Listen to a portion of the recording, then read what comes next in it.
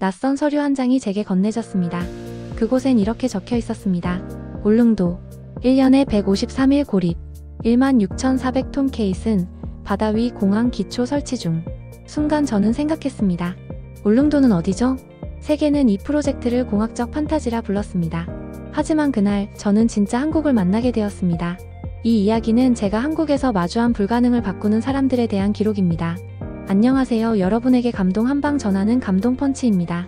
감동 맞을 준비 되셨다면 구독과 좋아요 꾹 누르시고 출발해볼까요? 안녕하세요. 저는 에밀리 콜린스, MIT 출신 도시 인프라 전문가입니다. 현재는 UN 인프라자문위원회 소속으로 세계 곳곳의 사회 간접 자본 프로젝트들을 평가하고 있습니다. 저의 업무는 언제나 수치에서 시작됩니다.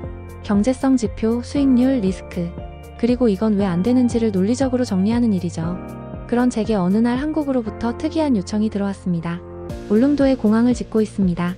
국제 전문가의 현장 평가가 필요합니다. 저는 이메일을 다 읽기도 전에 이렇게 되뇌었습니다. 울릉도? 공항? 바다 위? 처음엔 농담인 줄 알았습니다. 전 세계 어디에도 수심 30m 해역에 공항 활주로를 건설한 사례는 없었습니다. 게다가 울릉도는 해저 지반이 불안정하고 연평균 기상 악화 일수가 144일. 도무지 타당하지 않은 프로젝트였습니다. 그래서 당연히 전 세계 인프라계 전문가들도 비웃었습니다. 쇼핑몰이면 모를까 공항이라니. 이건 공학적으로 불가능합니다. 동해 파도가 장난인 줄 아나? 그날 회의장에서 일본 토모카케 회장이 책상을 내리쳤고 중국과 유럽 전문가들은 고개를 저으며 말했습니다. 그건 국가가 돈을 불태우는 겁니다. 하지만 제 상사를 포함한 UN 인프라 자문단은 뜻밖에도 이 요청을 진지하게 검토했고 결국 제게 말했습니다. 에밀리, 너는 울릉도로 가야 해. 보고서가 아니라 직접 보고 오길 바란다. 그렇게 저는 비행기를 타고 서울로 향했습니다. 인천공항에 도착하자마자 제게 한 장의 서류가 건네졌습니다. 한글과 영어가 혼합된 그 문서에는 울릉도 항공 접근성 확보 사업 케이슨 공법 16,400톤 고립 일수 153일이라는 단어가 줄줄이 적혀 있었습니다. 하지만 여전히 저의 태도는 반신반의였습니다. 해상의 활주로를, 산을 깎아 바다를 채우겠다고? 그게 가능하다고? 당장 서울 시내 한복판에 공항을 만들겠다고 해도 곤란할 텐데 도대체 어떤 계획이길래 이런 일을 시작한 걸까? 제 머릿속엔 의문만 가득했습니다. 이틀 뒤 울릉도로 향하는 군용 헬기에 몸을 실었습니다. 울릉도는 배로는 7시간 이상, 기상이 나쁘면 10시간도 넘게 걸리는 외딴 섬이었습니다. 창밖으로 보이는 섬의 풍경은 정말 압도적이었습니다. 깎아지른 절벽, 파도에 깎인 해안선, 한치의 평지도 없는 땅. 그곳 어디에도 활주로가 들어설 자리는 없어 보였습니다. 헬기에서 내리자 기다리고 있던 국토교통부 박성준 과장이 제게 헬멧을 건네며 말했습니다. 에밀리 박사님, 오늘이 케이슨 하나가 도착하는 날입니다. 운이 좋으시네요. 그의 말에 따라 전망대에 올랐고 저 멀리 수평선 위로 뭔가 둥둥 떠오는 모습이 보였습니다. 시간이 흐르자 그것은 거대한 콘크리트 블록이라는 게 분명해졌습니다. 저게 케이슨입니다. 하나에 16,400톤. 포항에서 만들어 210km를 끌고 왔죠. 저는 말문이 막혔습니다. 이걸? 여기에? 진짜로? 그 순간부터 이 프로젝트는 저에게 단순한 건설이 아니게 되었습니다. 그날 밤 숙소 창문 너머로 작업 현장의 불빛이 바다에 반사되는 모습을 보았습니다. 마치 별들이 물 위에 가라앉은 듯 했습니다. 그리고 노트북에 이렇게 적었습니다. 이 사람들은 불가능을 모르는가 아니면 현실을 초월하는가? 그리고 바로 다음날 저는 이 질문에 대한 대답을 듣게 됩니다. 산을 깎아내고 바다를 채우며 삶을 연결하는 사람들. 그들의 이야기는 이제부터 시작이었습니다. 에밀리 박사님, 여기가 가두봉 절취와 매립이 동시에 진행되는 곳입니다. 전날 밤 별처럼 반짝이던 바다 위 황홀경도 잠시, 저는 다음날 가두봉 절취 현장 앞에 섰습니다. 그곳에서는 거대한 포크레인들이 바위를 쪼개어내고 수백 톤의 암석이 덤프트럭에 실려 해변으로 운반되고 있었습니다. 가두봉 절취는 활주로 부지 확보를 위한 필수 작업이었지만 주민들의 우려도 커졌습니다. 굴착 과정에서 발생한 비산먼지가 마을과 바다로 퍼져 인근 어촌엔 실질적인 어장 피해가 발생했습니다. 더 큰 문제는 주민 동의 없이 사석이 반대 방향의 통구미 마을 어장으로 흘러들어간 것이었습니다. 주민들은 공사 전에 보상 협의도 없었다며 분통을 터뜨렸습니다. 저는 마이크를 들고 주민들 앞에 섰습니다. 당신들께선 이 공사가 우리 삶을 바꾸길 원하셨나요? 하지만 안전이 위협받는다면 그 삶이 무슨 의미가 있을까요? 이 질문에 주민들은 저마다 경험을 꺼내놓았습니다. 어업을 생업으로 하는 그들은 비산먼지와 바닷물 탁도로 인해 바다가 변하는 것을 눈으로 확인했고 농부들은 작물에 먼지가 내려앉는다고 했습니다. 이들의 반응은 단순한 경제성 문제가 아닌 삶의 터전이 송두리째 흔들리는 심각한 사태였습니다. 활주로는 원래 1200m로 설계되어 이착륙 안전 마진이 부족하다는 비판이 있었고, 주민들과 전문가들은 1500m로 최소 연장해야 한다고 요구했습니다. 국제민간항공기구는 활주로 끝의 안전구역을 활주로 길이 외에 최소 240m 혹은 FAA 기준으로 305m 확보할 것을 권고합니다.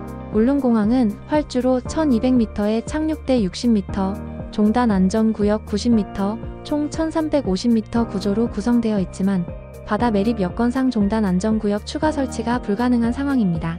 이에 대한 대안으로 EMAS 설치가 검토되고 있으나 항공사 조종사들조차 제동 안전성이 걱정된다고 우려를 표하고 있습니다. 국회의원과 지방도의원들은 정부와 협의하며 안전을 담보하지 못하면 지금까지 공사는 무의미하다고 목소리를 높였습니다. 그러나 정부와 시공사는 예산과 환경 제약으로 현 설계를 맞출 수밖에 없다며 고수했고, 활주로 연장 논쟁은 계획 안정성을 흔드는 근본 도전이 되었습니다. 저는 현장 사무실에 틀어박혀 활동 일지를 적었습니다. 가두봉 절취와 매립이 동시에 진행되어 걷잡을 수 없이 생태계가 훼손되고 있다. EMAS를 해도 활주로가 짧으면 실제 상황에서 사고의 가능성은 여전하다. 주민들이 요구하는 추가 연장은 선택이 아니라 필수다. 하지만 그렇다고 예산과 환경을 무시하긴 어렵다. 이 공항은 주민의 희망일 수 있으나 동시에 안전을 시험하는 위험한 시험대입니다. 며칠 후 저는 현장 사무실에서 치열한 논의를 목도했습니다. 이제는 공항의 안전성과 현실적 한계가 진짜 위기로 다가오기 시작했습니다. 공항은 여전히 활주로 연장 없이 1200m로 설계된 상태였습니다. 국토교통부는 80인승 항공기를 위한 이 길이를 기반으로 설계를 유지하겠다고 밝혔습니다. 하지만 주민들과 지역 추진위는 단호했습니다. 1500m는 되어야 안전합니다. 1200m는 도저히 턱없어요. 이들은 4112명의 서명지를 들고 국회와 국토부를 직접 찾아와 목소리를 높였습니다. 국토부는 부족한 활주로 길이를 보완하기 위해 활주로 끝단에 40m 규모의 EMAS를 설치할 계획이라 밝혔습니다. 국내 공항 중 최초 도입 사례가 될 예정이었죠. 하지만 EMAS는 어디까지나 보조수단일 뿐 활주로 자체가 짧은 상황에서는 본질적 솔루션이 될 수 없다는 사실이 드러났습니다. 게다가 울릉도는 시계비행 방식으로 운용될 계획이고, 강수한 개강풍 등 기후 여건은 EMAS의 효용을 더 의문케 했습니다.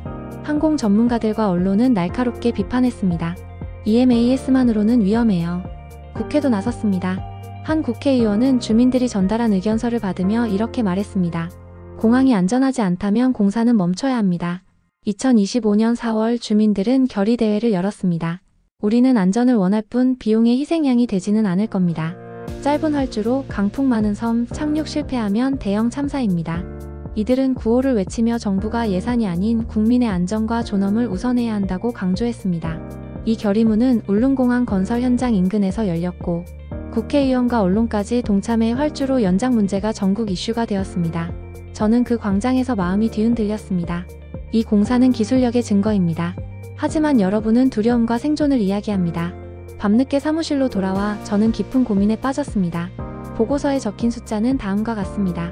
1200m 활주로 국제 기준의 턱없이 부족, EMAS 보조수단 불가, 단독 실내 불가능, 기상조건 시계비행에 적합치 않아 리스크 만연, 주민 요구 최소 1500m 확실한 안전 확보 필요.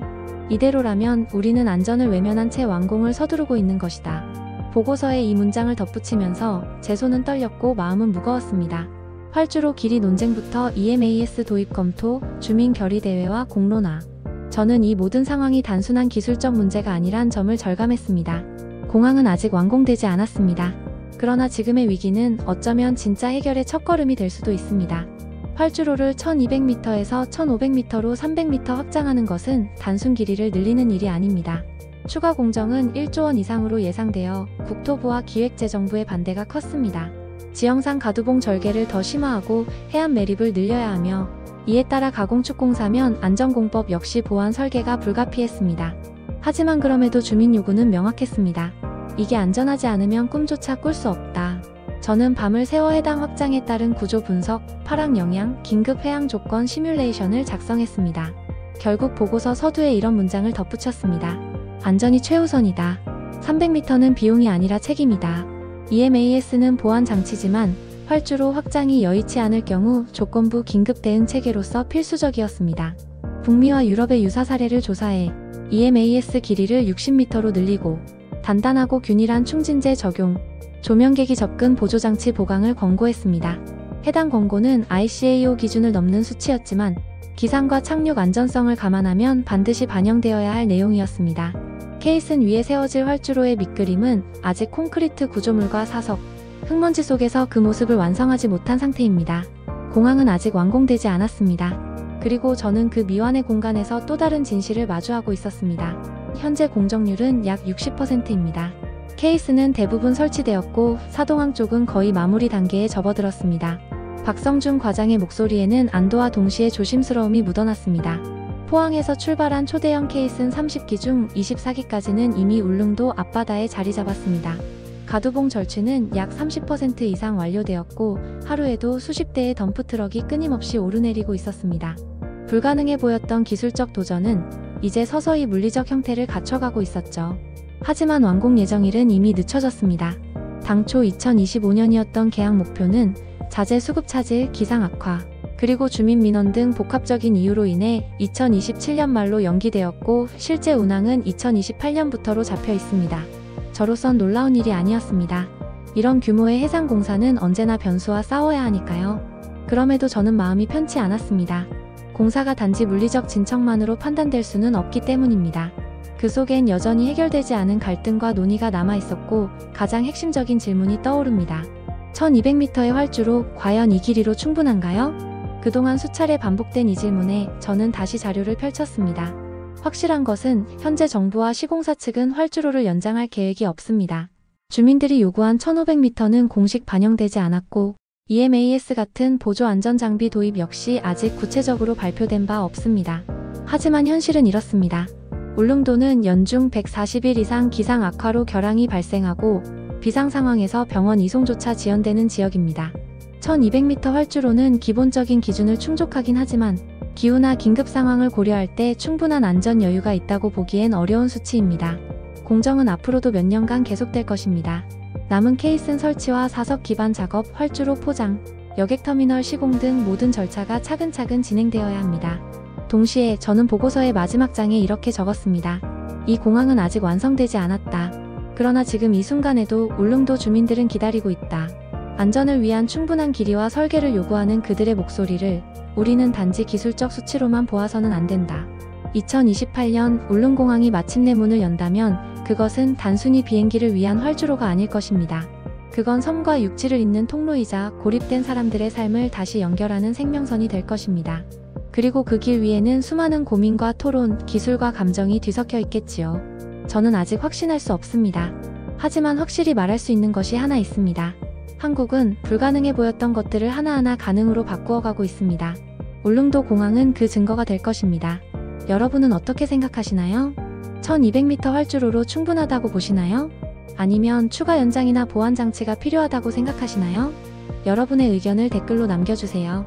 함께 더 나은 방향을 고민해보면 좋겠습니다. 이 영상이 마음에 드셨다면 구독과 좋아요 부탁드립니다.